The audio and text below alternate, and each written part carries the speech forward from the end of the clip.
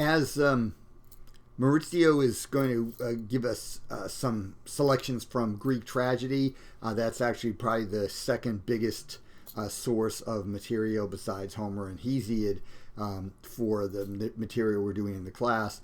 I thought that what I would do is talk a little bit about Greek tragedy because it's sort of a unique thing. So we're going to talk about Greek tragedy. Now, Greek tragedy is a sort of big term for what was basically an Athenian art form. So this Greek tragedy, all the tragedies we have were all written by Athenians for performance in Athens at the city Dionysia, which was a festival in honor of Dionysus that was held at the end of March, so somewhere around the vernal equinox. And it was a 5-day festival. Well, it may have been longer than 5 days, but there were 4 days of, competition of showing of plays. There would have been other things as well. There was a parade, and there were, so forth. For the city Dionysia, it basically thinks something like Mardi Gras. That's what we're talking about, like a week-long Mardi Gras, probably with a fair amount of alcoholic consumption. So, the other thing about Greek tragedy or Athenian tragedy is that it is all from the 5th century, the 400s BCE, which was the high point of democracy in Athens. So, the city of Athens had been, like other city-states, ruled by a monarch. At one time, it would have been a king, and then there was a period of time where it was ruled by a tyrant. Now, the word tyrant has a bad connotation for us. It does not for the ancient Greeks. There were some good tyrants. A tyrant is a person who has kingly powers without being a king. To be a king, you have to be born a king. If you're not from royal stock, then you cannot be a basileus, a king. But you can be a tyrannus, a tyrant. And there were some good tyrants. The Iliad and Odyssey that we have, the text that we have, probably are due to a version that was used in Athens for public performance that was ordered by the tyrant Pisistratus. So this is actually a good thing, and Pisistratus was probably overall a pretty good ruler for Athens. His kids were terrible, and they were tyrants in our sense of the word. And so they were attacked. One of them was killed. The other son continued to rule for a few more years. But what happened was the city of Athens decided to institute a new type of government. A man named Cleisthenes proposed various reforms, and those reforms came to fruition in 508 BCE, which is when Athens really sort of is a democracy. Now, it's not a democracy in our sense of the word. Women didn't have the right to vote. There were all sorts of limitations, but it was a rule by the people as opposed to and by elected officials rather than by a king or a tyrant. At its height, which is the 5th century, Athens was a great world power. By the end of the 5th century, Athens has lost a big war with Sparta, and Athenian democracy, though it continues, is sort of weakened, and it's not that important. So all of the plays that we have, the oldest play we have that survives is from 470, the 470s BCE, and the last plays that we have are were performed in 404 and 401 BCE. So we are talking about only the 5th century of Athenian democracy. So what would happen on the days the plays were performed at the city Dionysia? There would be 4 days of plays. 3 days would be tragedies, and 1 day would be comedies. There were 3 tragedians that were picked by a committee to produce 4 plays, 3 tragedies, and a satyr play.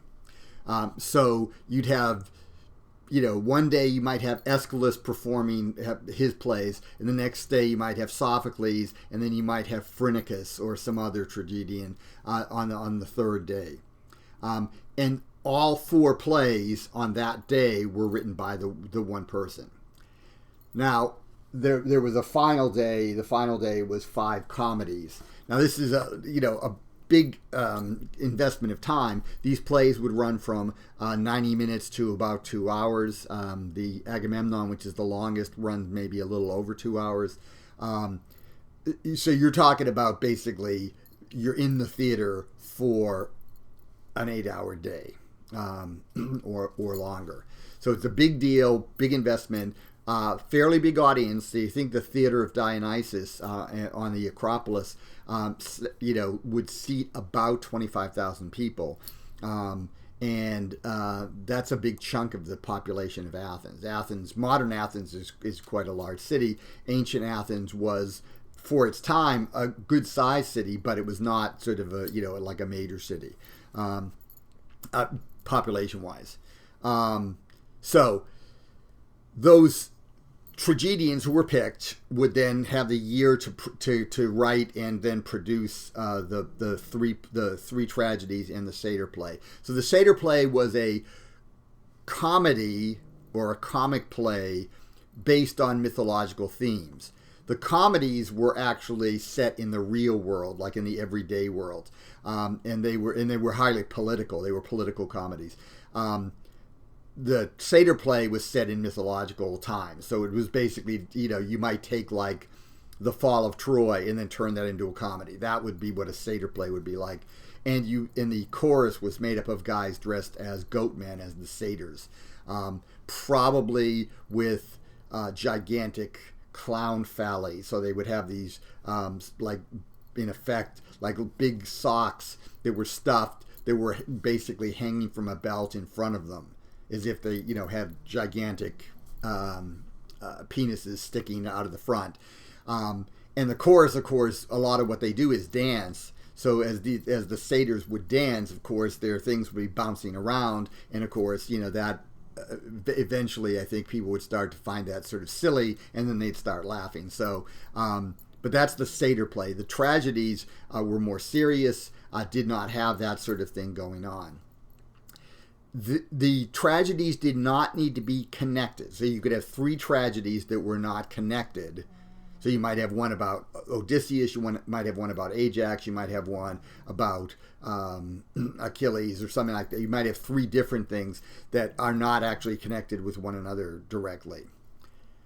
And most of the tragedians seem to have worked that way. Aeschylus, who is the purported author of the Prometheus Bound, preferred for his 3 tragedies to be connected thematically, so you had one story arc over 3 plays.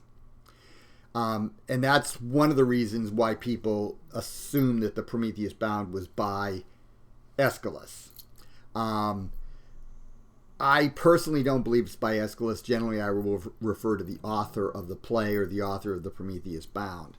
The reason is the way that Zeus and the world is presented in the Prometheus Bound is darker than, quite a bit darker than anything produced by Aeschylus. Now, we only have 6 other plays that are attributed to Aeschylus where we have the whole play. We have like snippets, and like most of them are very small snippets, like a line or 2 from other plays, but we have basically 6 plays. And 3 of the plays are a trilogy. So 3 come from the very end of Aeschylus's life, and probably are his best work. The Oresteia, we'll see one of the plays. The Eumenides, we'll see that in chapter 6. And in chapter 3, we actually have a quotation from the hymn to Zeus from the Agamemnon, part of that trilogy. But it could be pointed out that if all we had of Shakespeare were like 3 or 4 plays, and most of them were the comedies, and then you had King Lear, which is a really dark play, or even if you had Romeo and Juliet, and some of the other tragedies, Julius Caesar and King Lear. Again, you might say King Lear is way out there. It's way too depressing. It's way too dark. It can't be by the same guy. So, there are arguments can be made on either side. I am on the side that says this is not by Aeschylus, but it doesn't really matter. We have the play. Now, it is likely that this play, whether by Aeschylus or by Aeschylus' son, that's one of the theories, or by someone else, was part of a trilogy. The ancients refer to this play as being part of a trilogy. And they name the other two plays. Now, we don't have the name of the satyr play that would have gone with this, but Prometheus the Firebringer is one of the plays. Prometheus Bound, which we have, and Prometheus Unbound. So we don't have Prometheus Firebringer or Prometheus Unbound. We do have Prometheus Bound. The reason that it seems likely that this is part of a trilogy is that in the play Prometheus Bound, Prometheus makes predictions for a character named Io. This is a woman that Zeus fell in love with. Hera was getting close. Zeus wanted to, in effect, hide the evidence, and either Zeus or Hera turned Io into a cow. And so in her cow rendition, which I don't know how it would have been performed, she shows up where Prometheus is being punished, and Prometheus commiserates with her because her situation sucks. But he also says, you're going to wander for some more, but you're going to finally get to Egypt. When you get to Egypt, you will be worshipped there as a goddess. You will you will get your human form back. Zeus will come to you. You will mate. You will have a child, and basically a happily ever after story is what's told to Io. That shows a glimmer of Zeus being good. We don't see it in this play. The play ends with Hermes coming in, threatening Prometheus, and then calling the mountains to collapse on top of him. End of play. So it ends on a really dark note for Prometheus. And Zeus in it, who never appears as a character, is shown as being a very harsh and cruel tyrant. Now keep in mind, this was performed in Athens. The Athenians have democracy. One of the reasons they have democracy is that the tyrant, the sons of Pisistratus, who were tyrants, who were cruel, Athens didn't want that anymore. They didn't trust kings. They didn't trust there to be someone who had long-term power. What they trusted was the people have the power, and then year by year they elect officials to sort of enact that power. But those people are limited because it's a one-year term. So, yes, those persons have quite a bit of power, but they don't have unlimited power. It's limited by time, and they also are part of a colleague. It's like electing a city council was sort of what, in effect, the way it worked. So no one has too much power in that system. So how is Zeus presented? He's basically presented as a cruel tyrant who seems to, by his agent Power, who appears at the beginning of the play, to really dig causing pain to people like Prometheus. Okay, for an Athenian audience, the guy they're thinking of the sons of Pisistratus, who were cruel tyrants who did act in a similar way. So, can the play end that way? I mean, this is performed at a festival in honor of Dionysus, so it's partly a religious festival. Can they basically, show Zeus as being a monster?